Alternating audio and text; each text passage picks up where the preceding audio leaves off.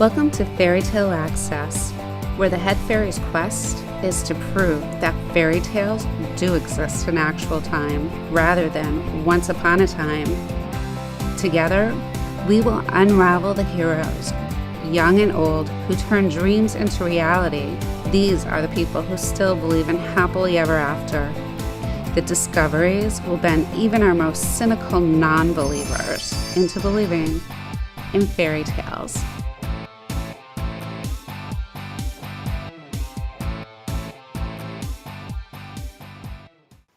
Hi, welcome to Fairy Tale Access. Today, I'm so excited to introduce you to J.R.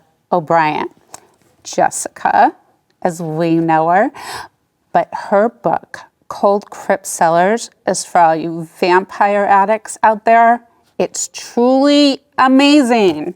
Thank you for joining us. Thank you for having me. It's such a pleasure, and Cold Crypt Cellars is definitely a vampire's addict book. Oh, definitely. And it's such a short, compact book. There's about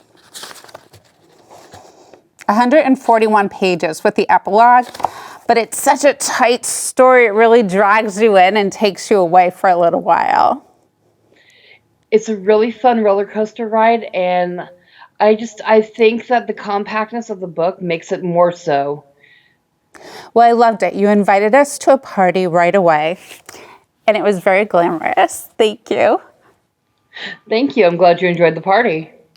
Oh, it was amazing. I loved everything that happened during, after, the chase, all the chaos. It was crazy good, and it sizzled. Seriously, wow. It's, I agree with you.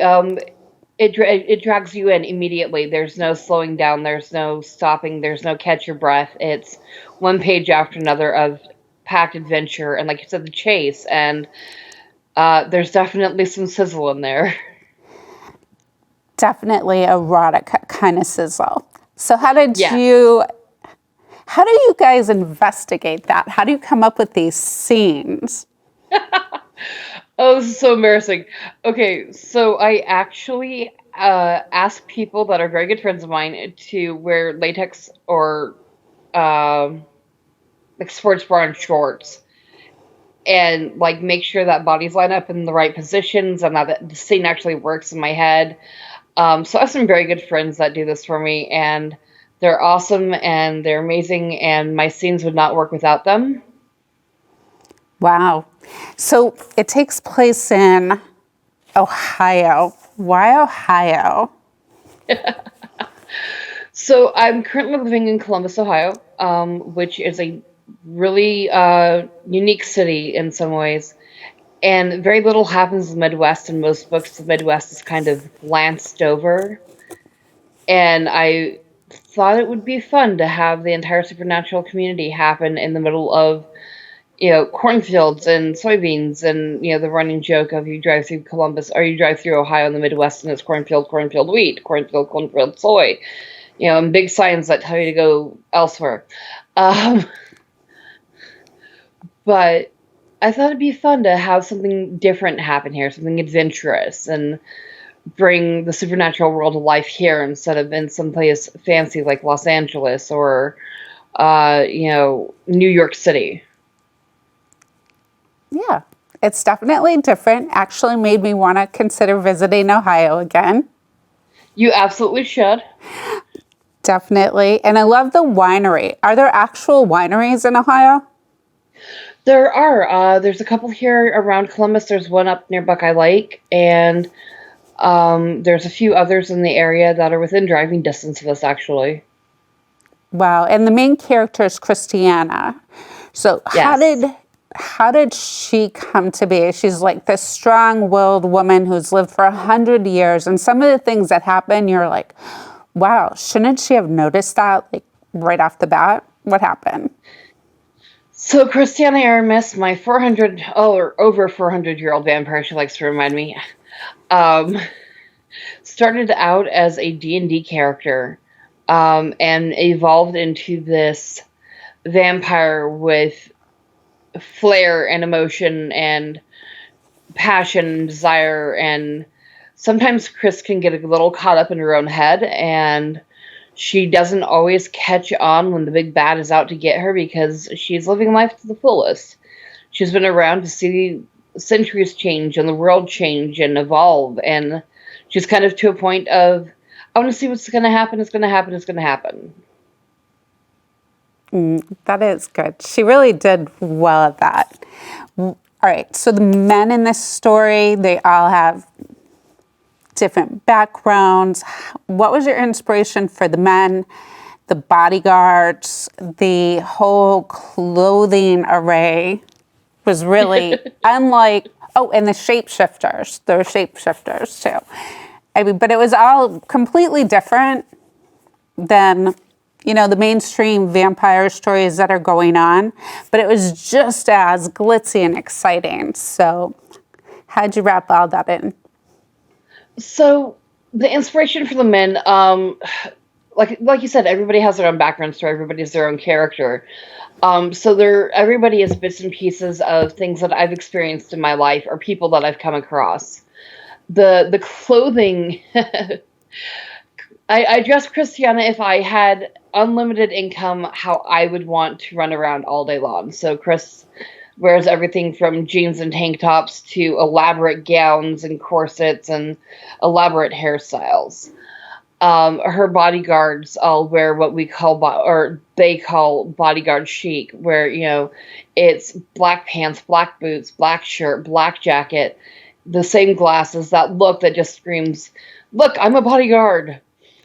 And it seems to be everybody in the supernatural community has a standard of that's what a bodyguard looks like. I mean, they're all in the same black on black outfits. And it's just like, yep, you're a bodyguard. Okay.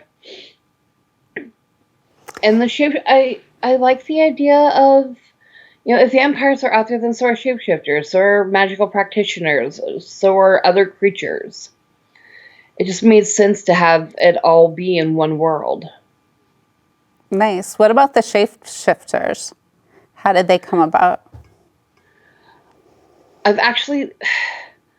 have a hobby of studying theology and mythology and different alternative lifestyles, and theraanthropy is a hobby of mine, and I want to kind of include that in the books and give shapeshifters more of a human presence, I guess you could say.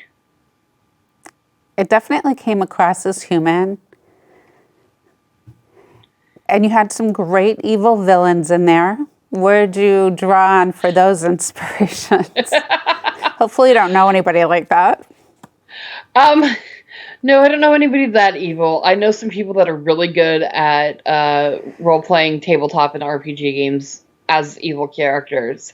And that's where a lot of their inspiration came from. But I found that some people see some of the what should be good guys as the worst guys in the entire story. And I like that play on emotions. I like giving you somebody that really should be your friend, but just makes your skin crawl. Yeah.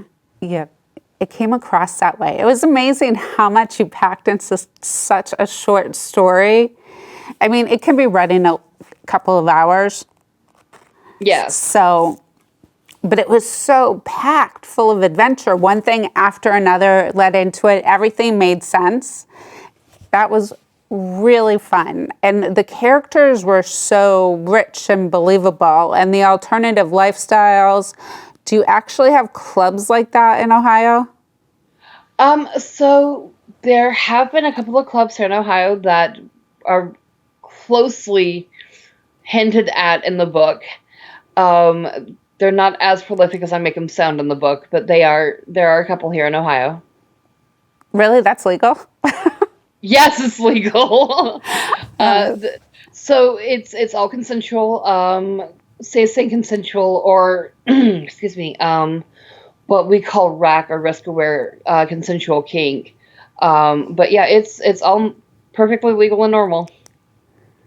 And Columbus is a hotbed of alternative lifestyles and the LGBT community, and just open about everything here. So having the first book happen in Columbus allowed me to include those aspects in the book without like overstepping bounds and people going, "There's no way that would ever happen in my city." Yeah, that's great. What about when you're going into the party at the beginning of the story, the location? It was really well described. So, does that place exist? Yes, it does, and I've been there a couple of times for events. Oh, really? What's the name of it? It's the Columbus Convention Center, actually. Oh, wow. That place looked really cool. It is. Did a murder ever happen there? No. Okay. Bummer. But it was really good about the clues you placed along the way too. So did you discover or did you study detective novels along the way? I actually spent about 6 months studying everything from interrogation techniques to body decomposition to uh, different ways of. I can't give it away. There's a couple of scenes in the book that I had to do a lot of research for to make sure that it flowed and it was in sync and it was realistic enough to make people kind of shudder and at the same time not too realistic that you had to step out of the fantasy world to adjust to it. Yeah. No, you did it really good. It was a really well spun story. I enjoyed reading it twice. Thank you. Twice. So when's the second book come out? I'm hoping, and this is a huge cross my fingers and pray, I'm hoping in March. In March. Does Krystianna ever find a happily ever after? So Krystianna, yes and no. She's polyamorous and she has multiple partners, and her main squeeze, if you will, shows up in the second book. And you meet a couple of her partners in the first book, but she's not really interactive with them in that way. So she doesn't really get a happily ever after, but she has a happily ever for now. How many books will be in the series? I'm looking at about 20. 20. Wow. Yeah, I know. That's what I have fleshed out anyway for now. Bare bones anyway is 20 separate books and ideas for the series. We'll see from there. We'll see what happens.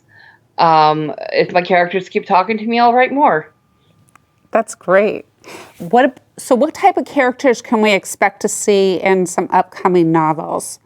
Since your hobby involves studying all different sorts of things. So the next book, which is officially Behind the Mask, will have a Catholic vampire priest. You'll see a lot more interaction with the Fae and the shapeshifter community. And in the following books, you're also going to have a lot more hands-on with magic practitioners, more of the spellcasting aspects of them, probably a serial killer or two somewhere in there. So there's consistent theme throughout this story, and it was easy to follow, easy to understand the characters as you went along in the erotica portion of it. Yes. So how do you streamline it like that where, some of these books can just center so much on that and there's no real storyline and you're like, okay. After a while you're just like, yeah. Whatever. But this was really good that it kept you really tuned into the storyline, the fact that it had that erotica, 50 Shades of Grey type of feel to it. And then it's just such a great storyline like that. I didn't want to write another erotica. I wanted an actual fiction, a urban fantasy fiction tale where the characters are real and they exist and it's not just about the smut. I threw in what I threw in for flavor and for a teaser, something to take a break from all the drama going on in the book. So it's meant as have 5 seconds of fantasy and then back to the terror and horror of the story. True, like real life, I suppose. Yeah, exactly. I just don't understand how you were able to get the dynamics down. Do you keep like a board with sticky notes to dictate like who's who and how these groups run? Because you were consistent throughout. I do. You do? Okay, tell me about that. I so I have a notebook for each character and like who they're associated with, which house is which, who runs each house, each shapeshifter community and the heads of that community, and who's the up and ups in each community. And I probably have 40 spiral bound notebooks full of all these notes that I keep track of everybody, and they're all color coded. Like the vampires are all red because, well, vampire blood red. All the shapeshifters are yellow because of bright energy. The magical practitioners are all purple because I've always associated purple with magic. So there's a theme throughout, but yeah, I keep extensive notes. I don't know how you keep it in track. So when you say they're of a house, you're talking about a winery house. So houses are vampire houses. There's the vampire council, and the council. All the members of the council are members of specific vampire houses. Krystianna is the head of her vampire house. Her father sits on a council seat. And when he took a council seat, he gifted her the title of head of house. So each vampire house is like its own political unit, I guess you could say. Okay, so it's more political than mafia. Yes. Okay. Cool. What other criteria did you use to shape your stories? I wanted it to be something that was believable. That you could like walk into Krystianna's world and be sucked in and not have that not lose the suspension of disbelief. Walk in and be absorbed and not want to put her world down and not want to step away, and just page after page of constant jumping in and being there, seeing everything from her point of view and her eyes, and needing to know what happens next. Like the idea was not to put the book down. Okay, so did you use the same kind of philosophy when the subject of energy comes up and how that's transferred between characters? Yes, actually. So in the metaphysical community, it's kind of energy is different for each person. Some people can feel it, some people can taste it, some people can see it. Energy was once described to me as tasting purple. And so I took that aspect and threw it in so that, Krystianna and the other vampires and shapeshifters had the ability to sense energy and in their own specific ways. So for Krystianna, she thinks, she said, okay, whatever, I'm a vampire, fine. But for her, mundane people, everyday humans, are like blindingly bright, obviously human. And for her, she makes the comment as she's walking into her hotel that after 400 years, you realize that no matter what you do or what you wear, people are going to look, stare, and gawk as long as there's something different.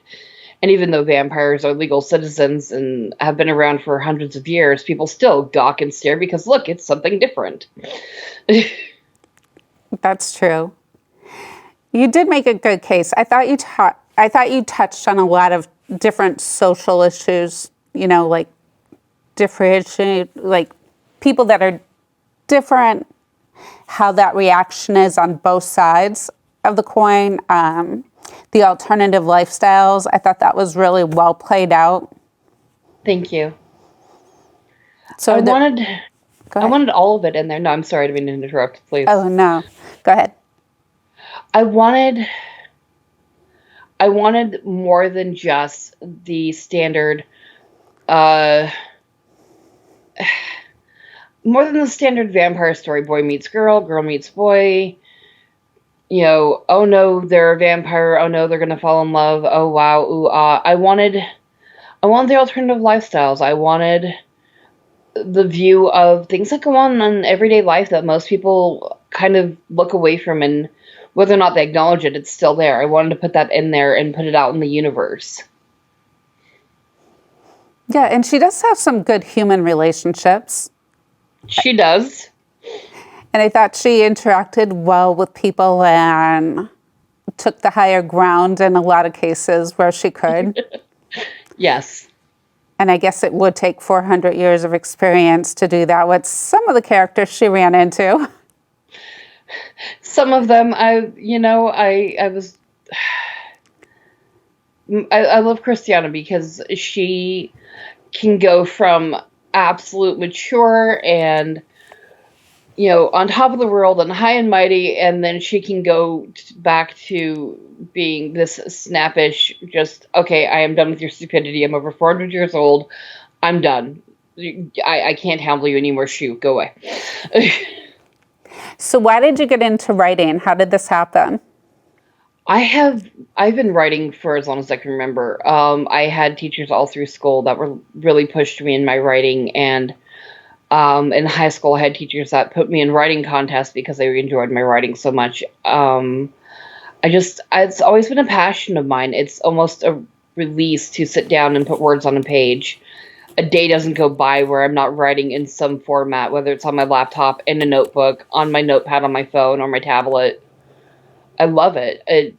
I love creating worlds and characters, and it's a passion, really. And how do you interact with your fans online?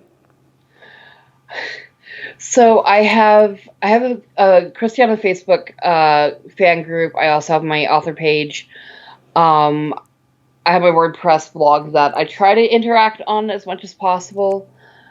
I love talking to people. I love seeing people's reactions and giving them tidbits of Krystianna's world.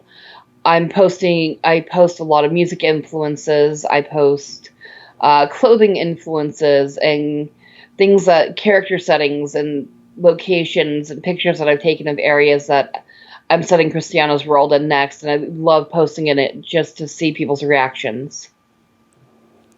Oh, that is a fun part of it. What's the weirdest question you've been asked so far? Oh, no. That's hard. Honestly, I think the hardest one is that people look at Krystianna's lifestyle and automatically assume that that's my lifestyle. And so I often get the question of, well, how much of this is real? And it's like, well, pretty much everything outside of a couple of scenes is realistic. So use your imagination, and I'll let you figure it out. That's funny. I cannot even imagine being the type of writer that you are, that you can't, just the questions and comments that people would come up with. Yeah, people question how much I hated certain people in the book to write about them that way, and I'm like, it's not really based on anyone specific, it's just how it was written. Yeah, but aren't writers known for killing off people they've met in real life that really made them mad? Yes, absolutely. So you've drawn on some real life experience. What's the best advice you could give young people that are thinking of getting into this field of writing or this genre? Write every day, even if it's a sentence. Get the words on the page and write. Don't edit until you're done. Don't worry about mistakes. Don't worry about errors. Just put the words on the page until you have a story. And then you can go back and play with it, but write every single day, no matter what. That's good advice. Well, I'm going to look forward to reading the next 19 books in the series. I'm sure you'll take us on some great adventures. I hope you guys enjoy the next adventures, and I promise that you will get a copy of Behind the Mask so that you have a match set. Oh, thank you. Because I'm addicted. Good. That was the plan.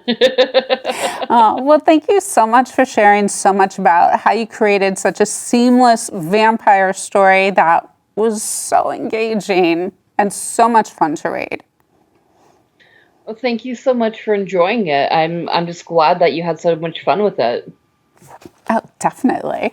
I can't wait for the next one. Seriously, this is like the perfect book to take like on an airplane or, you know, anywhere where you're going to be for a couple hours and just waiting.